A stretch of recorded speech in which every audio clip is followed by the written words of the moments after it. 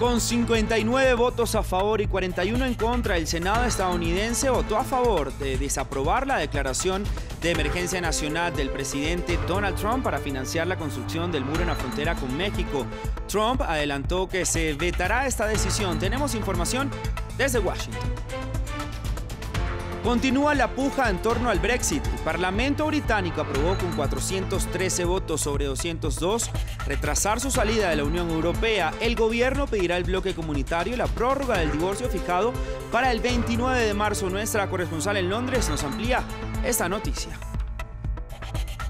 Las cajas negras del Boeing 737 MAX de Ethiopian Airlines, que se estrelló el domingo con 157 personas a bordo, serán analizadas en Francia. El organismo de investigación de accidentes aéreos francés revisará el registrador de datos de vuelo y la grabadora de voces de cabina.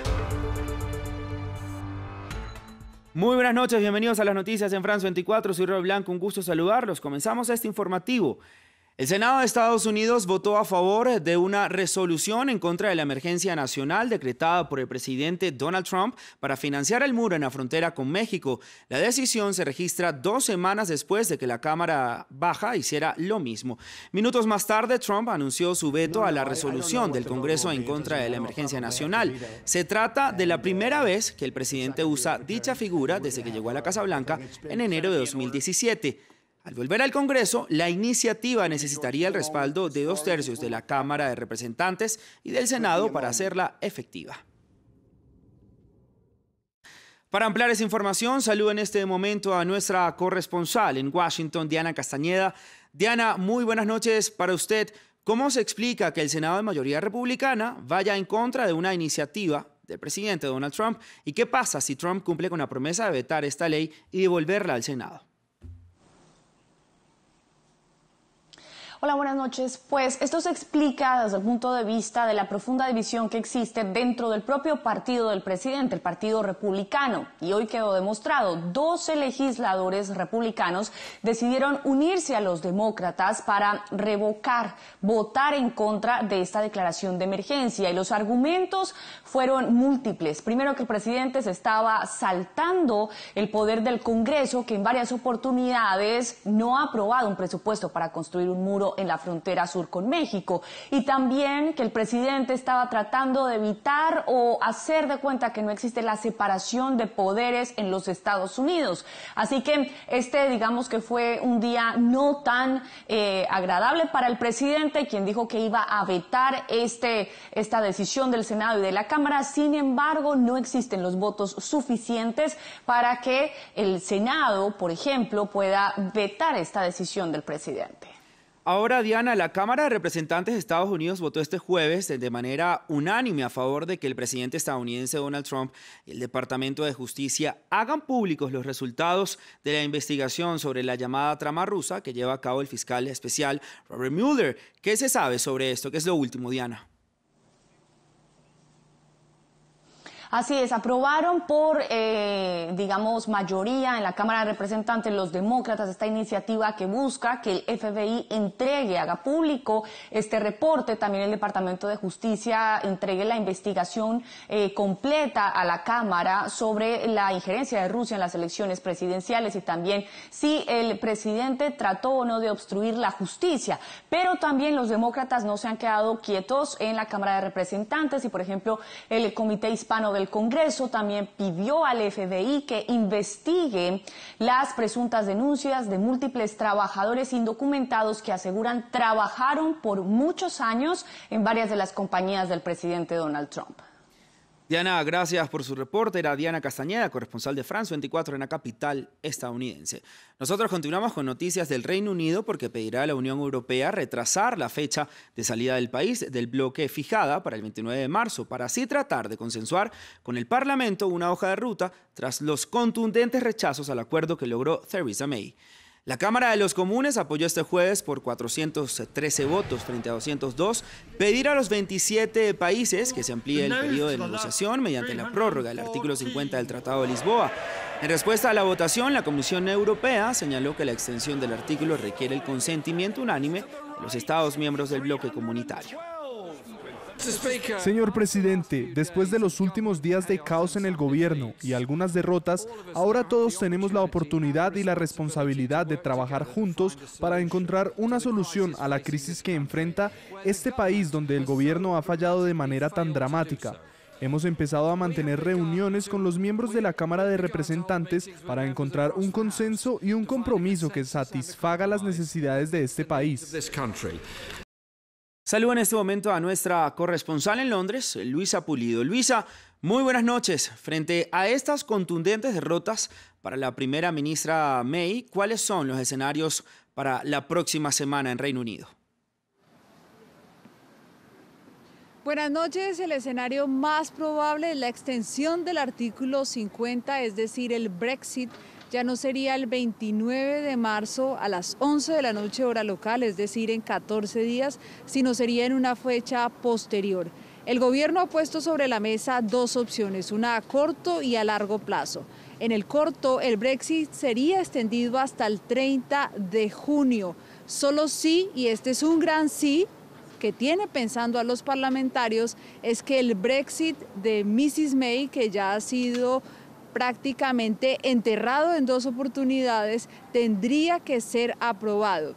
En el largo plazo sería en una fecha posterior al 30 de julio, no se tienen detalles de cuál sería, solo que sería más larga, se habla incluso que podría ser 1 año o 2 años, pero es importante recordarles que no es una decisión que autónomamente puede tomar el Reino Unido, necesita el apoyo de los 27 países de la Unión Europea que la próxima semana se reunirán para justamente tratar esta solicitud que hará el gobierno británico. Y es que, Luisa, toda esta incertidumbre debe generar agotamiento y también un sinsabor en la población. ¿Qué dicen los ciudadanos? La sensación general es de cansancio, la gente siente que en 3 años de debate son pocos los avances, no se sabe finalmente si habrá Brexit, cómo será y cuándo.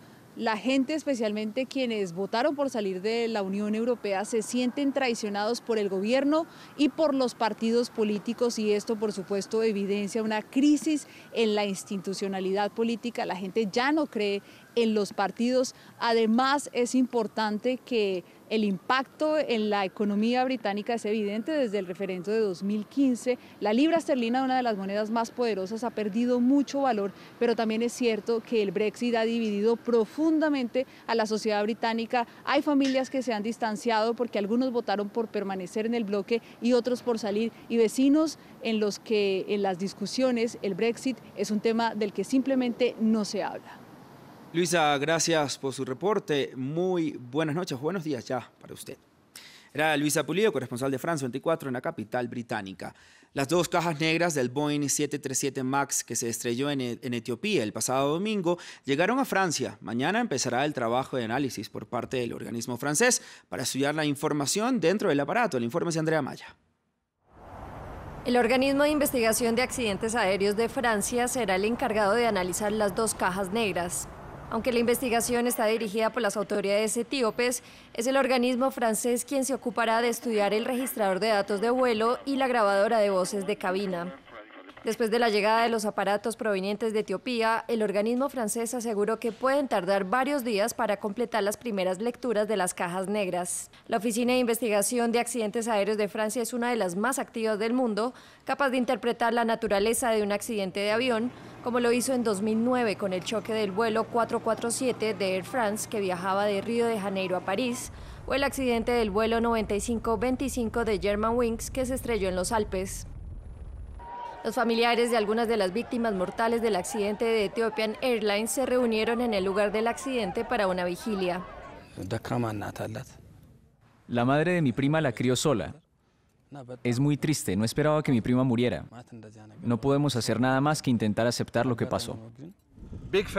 Grandes familias, muchas personas y toda la nación de Israel está a la espera. No nos iremos de Etiopía hasta que no hayamos encontrado los restos de nuestros familiares para poder enterrarlos. A raíz de la catástrofe aérea que dejó 157 muertos, Europa, Estados Unidos, China y varios países en América Latina han prohibido los Boeing 737 MAX 8 y 9 en su espacio aéreo hasta que el fabricante y las autoridades estadounidenses resuelvan los problemas de seguridad de estos modelos. Vamos con noticias de nuestro continente. Familiares y estudiantes de los fallecidos en el tiroteo en la escuela de Suzano, en Brasil, enterraron los cuerpos de las 8 víctimas mientras las autoridades continúan investigando el móvil de este hecho. 2 exalumnos de la escuela entraron enmascarados y empezaron a disparar sin discreción y posteriormente se quitaron la vida. Las indagaciones han revelado que los tiradores veneraban la masacre de Columbine en Estados Unidos y eran fanáticos a los videojuegos. El ataque ha conmocionado a Brasil, un país con el mayor número de asesinatos en el mundo, pero donde los tiroteos en las escuelas no son comunes. Continuamos en ese país. Hace un año la concejala socialista Marielle Franco fue brutalmente ejecutada en Río de Janeiro con 4 tiros en la cabeza junto al conductor de su automóvil. Esta semana fueron arrestados los autores materiales del crimen. Se trata de 2 policías con una fuerte vinculación con la milicia, el grupo paramilitar que controla un centenar de favelas en Río de Janeiro. Valeria Sacone, nuestra corresponsal de France 24 en Brasil, nos amplía esta información. Esta es Mónica Benicio, la viuda de Marielle Franco, que el domingo pasado cerró con broche de oro el desfile histórico de la Escuela de Samba Mangueira, campeona del carnaval. Esta escuela presentó una trama sobre los héroes ignorados de la historia brasileña, los negros, los indígenas y los pobres, y también hizo un homenaje a Marielle Franco que conmocionó el país. Río dice que quiere muchas Marielles y que no acepta el silencio sobre la muerte de Marielle. En vísperas del aniversario de su muerte, la victoria de Mangueira es una esperanza y es un recado para los cobardes. Lejos de los focos del espectáculo más grande de la tierra, los padres de Marielle enfrentan una semana dura y llena de homenajes. Es un año de mucho dolor, de mucha lucha. Es un año en que hubo muchos cuestionamientos, en el que se sufre todos los días. Todavía no podemos imaginar hasta dónde llega el nombre de Marielle. Sabemos que está yendo muy lejos, pero que sea con la dignidad que ella merece. El asesinato de Marielle tuvo una repercusión mundial que sorprendió a su familia. Ahora los padres esperan descubrir quién ordenó matar a su hija.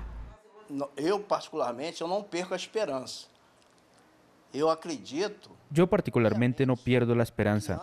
Creo firmemente que antes de morir sabré sobre el autor intelectual. Y los asesinos de mi hija. No quiero llevar a la tumba esta pregunta sin respuesta. Mientras, las calles recuerdan a la política que se convirtió en un símbolo de la lucha por las minorías. Más noticias en France 24. El primer ministro de Israel, Benjamin Netanyahu, mantuvo una reunión de emergencia tras el lanzamiento de 2 cohetes desde Gaza hacia Tel Aviv. Uno de los proyectiles habría sido interceptado por los sistemas de defensa y el segundo pudo haber caído en una zona deshabilitada. Jamás negó su responsabilidad en el ataque. El gobierno cubano asegura que no hubo ataques acústicos contra diplomáticos de Estados Unidos y de Canadá en La Habana. Esto después de que revelara el contenido de sus propias investigaciones sobre los incidentes de salud que se presentaron desde 2017. Funcionarios presentaron síntomas como lesiones cerebrales, mareos y dolores de cabeza por motivos aún desconocidos. El Parlamento Europeo pidió sanciones contra el gobierno de Nicaragua y los responsables de las violaciones de los derechos humanos hasta que cese la represión en ese país centroamericano. La Eurocámara denunció la existencia de una estrategia planificada para destruir a la oposición política. Y más de 120 imágenes del fotógrafo británico Mick Rock, 14 de ellas inéditas, integran la exposición Queen, el origen de una leyenda, que se presentará en el Museo de la Ciudad de México a partir de mañana. Rock, quien trabajó de cerca con la banda británica, envió una selección de 300 fotografías del grupo. Según el fotógrafo, su contacto con Mercury Queen se dio porque el cantante estaba buscando un fotógrafo que le diera a la banda la estética que había encontrado de fotografiar al cantante inglés David Bowie. Hasta aquí este informativo de France 24. Continúe con nosotros.